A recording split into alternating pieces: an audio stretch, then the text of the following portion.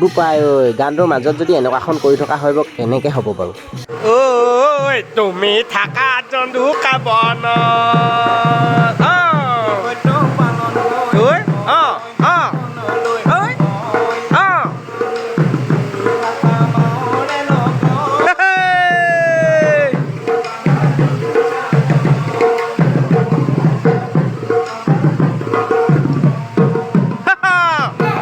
আপোনালোকে চাগে গম পাইছে আমি এটা নতুন দিহানাম ৩ আগষ্ট তাৰিখে ৰাইজৰ মাজলৈ আগবঢ়াই দিয়াৰ যোজা চলাই আছোঁ আৰু সেই দিহানামটোৰে আজি দ্বিতীয় দিনাৰ শ্বুটিং আমি কৰিবলৈ আগবাঢ়িছোঁ এয়া সকলোৱে শ্বুটিঙৰ কামত লাগি আছে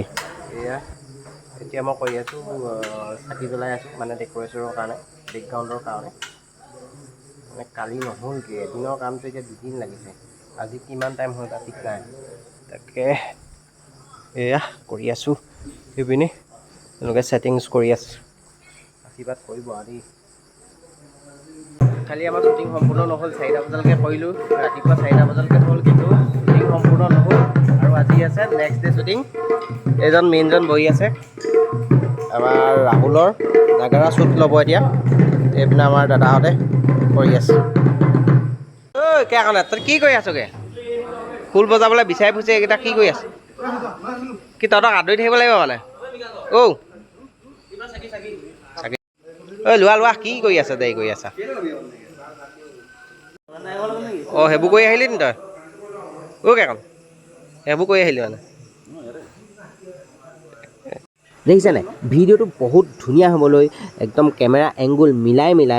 এটা ভাল শ্বট ল'বৰ কাৰণে কিমান ডেডিকেশ্যন দি কাম কৰিব লাগিব তেতিয়াহে এনেকুৱা এটা সুন্দৰ শ্বট আহিব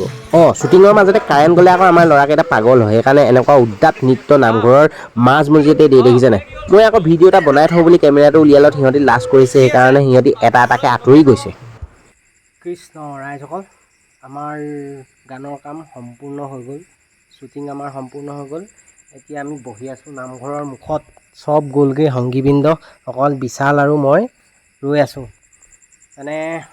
কি ক'ম এটা গান কৰিবলৈ যোৱা মানত মানে কিমান কষ্ট কিমান সাধনা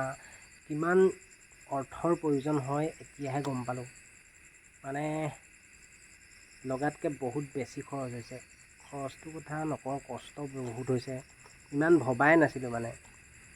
কিন্তু এতিয়া আপোনালোকৰ ওপৰত কথা আপোনালোকে গানটোক কেনেদৰে মৰম দিয়ে মাত ফাটি গৈছে তাৰপিছত এতিয়া গাড়ী এখন মাতিছোঁ বাৰু কিন্তু এতিয়া বাজি গ'ল 1টা ওপৰ বাজিলে আহি আছে আহিব মানে নাজানো আৰু কি হয়